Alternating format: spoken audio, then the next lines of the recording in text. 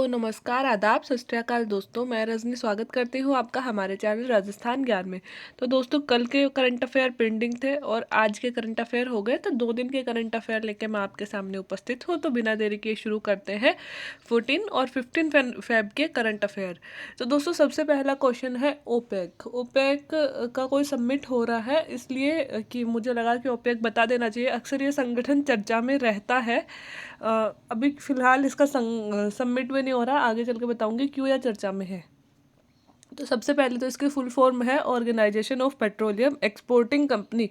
तो नाम से ही आपको पता चल रहा होगा कि जो भी कंपनीज पेट्रोलियम एक्सपोर्ट करती हैं उन देशों का एक संगठन है। तो कौन सी कंपनी कौन से देश पेट्रोलियम एक्सपोर्ट करेंगे, वो देश जहाँ पे सबसे ज़्यादा पेट्रोल होगा वही तो एक्सपोर्ट करेंगे ना, है ना। अपन तो कहाँ से कर देंगे, क्योंकि अपने पास तो खुद के लिए ही नहीं है। तो इसलिए दो बातें इससे समझ में आती है कि पेट्रोलियम एक्सपोर्ट करने वाले देशों का समूह है और कौन से देशों का समूह है जहाँ पे पेट्रोल ज़्यादा हो रहा है। ठीक है। तो सबसे पहले तो ओपेक का हेडक्वार्टर दोस्तों ऑस्ट्रिया वियना में है। यूरोप का एक देश है ऑस्ट्रिया वियना, वहाँ पे हेडक्वार्टर है। लेकिन एक चीज़ याद रखनी है कि अक्सर हेडक्वार्टर इनके सदस्य देशों में से ही होता है, लेकिन इस संगठन की एक विशेषता है कि ये जो ओपेक का हेडक्वार्टर है ऑस्ट्रिया में, लेकिन ऑस्ट्रिया इसका सदस्य देश नहीं है। ठीक है। और इसका निर्माण हुआ था दोस्तों ओपेक का 1960 में। ठीक है, 1960 में इसका निर्माण किया गया था।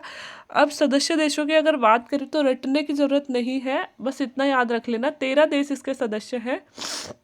और आपको पता चल जाएगा कौन कौन से हैं, जैसे कि इंडोनेशिया हो गया, सऊदी अरब हो गया, ईरान हो गया, वेनेजुएला हो गया, Libya, Nigeria, Iraq, UAE, Algeria, Kuwait, Angola और गैबन।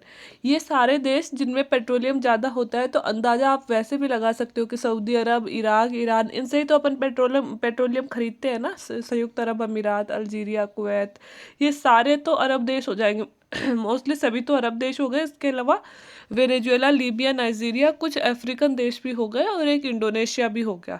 ठीक है। तो ऐसे कुल 13 देशों का समूह है। ये चर्चा में इसलिए है दोस्तों कि इन्होंने पहली बार क्या कर दिया, पेट्रोलियम के प्राइस बढ़ा दिए। अब प्राइस कैसे बढ़ा दिए कि ये सब देश है ना मिलकर काम करते हैं कि पेट्रोलियम का प्राइस हमें कितना रखना है।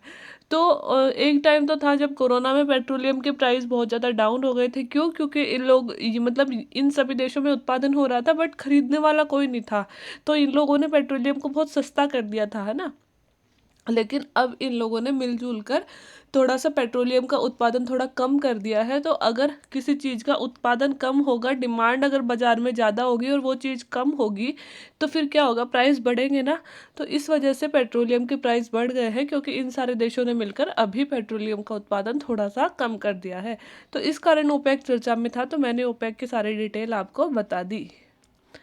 पहली बार कौन भारतीय ऑक्सफोर्ड यूनिवर्सिटी की छात्र संघ के अध्यक्ष चुनी गई हैं। बहुत ज़्यादा इंपॉर्टेंट नहीं है, लेकिन आने वाली 1-2 महीने में अगर एग्जाम होती है तो उसके करंट अफेयर में इंपॉर्टेंट हो जाती है दोस्तों। रश्मि सामंत हैं, जो कि ऑक्सफोर्ड यूनिवर्सिटी में जाके छात्र संघ अध्यक्ष चुनी गई हैं। तो हमारे लिए गर्व की बात है, महिला भी हैं, भारतीय हैं, और विदेश की जो इतनी बड़ी यूनिवर्सिटी है ऑक्सफोर्ड, वहाँ की छात्र संघ अध्यक्ष चुनी गई है, और ऐसा पहली बार हुआ है।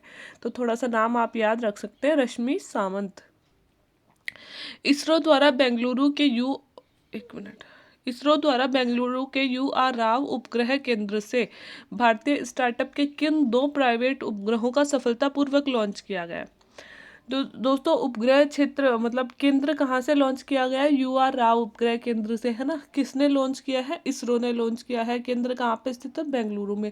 पहली बार 2 प्राइवेट उपग्रह लॉन्च किए हैं हमारे इसरो ने। ये कौन कौन से हैं, ये दोस्तों 2 कंपनीज हैं जिनके प्राइवेट उपग्रह है, स्पेस किड्स और पिक्सल।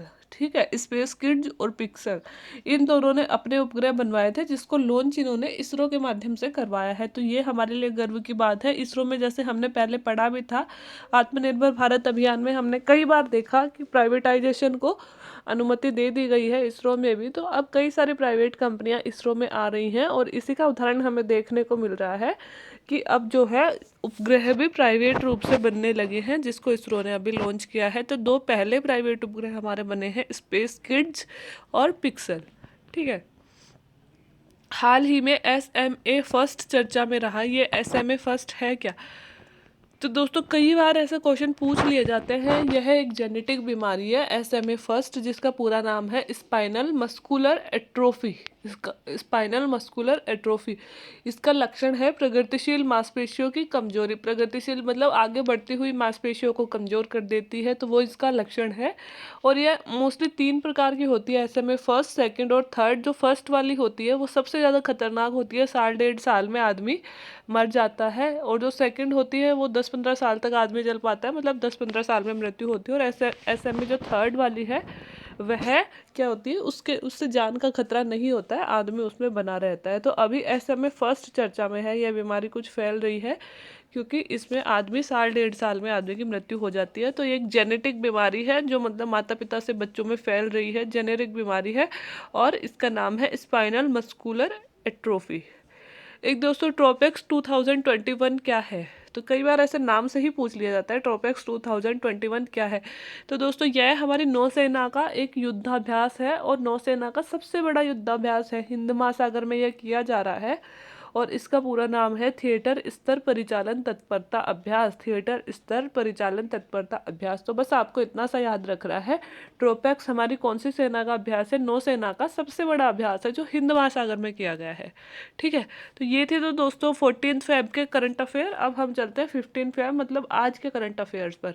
तो दोस्तों जैसा कि डिजिटल वार हम सब देख रहे हैं आजकल, कभी डिजिटल ट्विटर पे वार हो रहा है, तो कभी व्हाट्सएप की प्राइवेसी पॉलिसी को लेकर वार चल रहा है। तो उन्हीं सब चीज़ों से रिलेटेड एक खबर थी कि ट्विटर और व्हाट्सएप की जगह भारत सरकार कौन से 2 स्वदेशी ऐप ला रही है। जैसे मैंने आपको बताया था कि ट्विटर पर भारत सरकार की तनातनी चल रही है ट्विटर से, क्योंकि किसान जो हिंसा हुई थी उसके बाद में भारत सरकार ने ट्विटर से कुछ हजार के लगभग अकाउंट्स को डिलीट करने के लिए कहा था। ट्विटर ने 200-250 अकाउंट्स डिलीट किए और उन्हें भी पुनः बहाल कर दिया। तो तब से लेकर भारत सरकार की तनातनी चल रही है। तो इसी वजह से भारत सरकार ने अपने सारे मंत्रियों को बोल दिया है कि आप ट्विटर की जगह ये ऐप इस्तेमाल करो जो स्वदेशी ऐप है, मतलब भारत में बनाया गया है, तो इस पर हम ज़्यादा विश्वास कर सकते हैं। उसका नाम है कू ऐप। कौन सा है? कू ऐप। तो ट्विटर की जगह कौन सा आ रहा है? कू ऐप। और जो व्हाट्सएप में जो डेटा लीक वाली बात हुई थी उस टाइम अपन ने सिग्नल ऐप पढ़ा था कि सिग्नल ऐप ज़्यादा भरोसेमंद हो सकता है क्योंकि वो एक NGO के द्वारा चलाया गया था।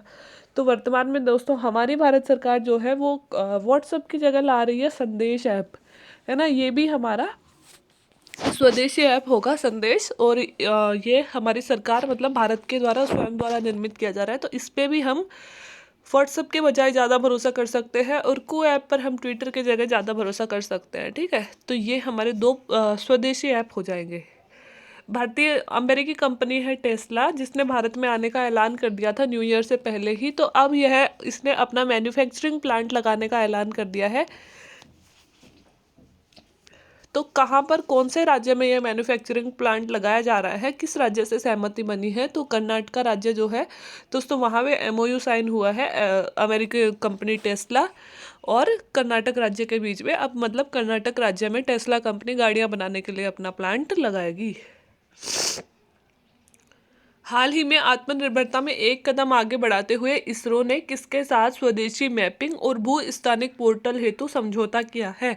दोस्तों हम गूगल मैप यूज़ करते हैं, ठीक है, किसके लिए?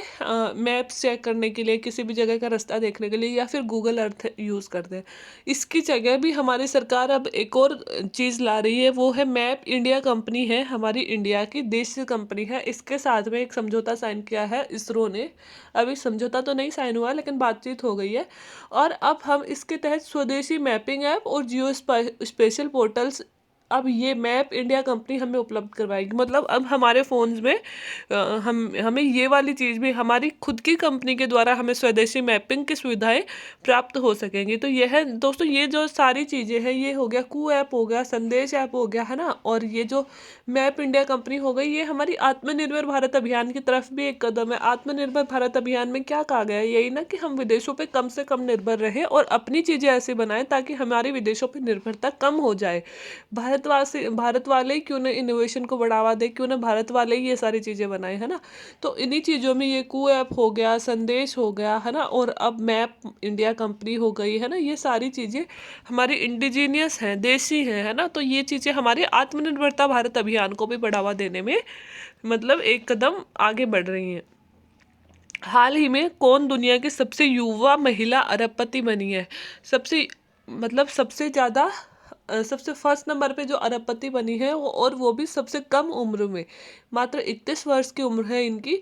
वीटन वोल्फ हर्ड इनका नाम है। डेटिंग ऐप चलाती है ये। बम्बल नाम का जो डेटिंग ऐप है उनके फाउंडर है और इन्हें बनाया गया है अभी, मतलब ये चुनी गई है महिला युवा अरबपति चुनी गई है।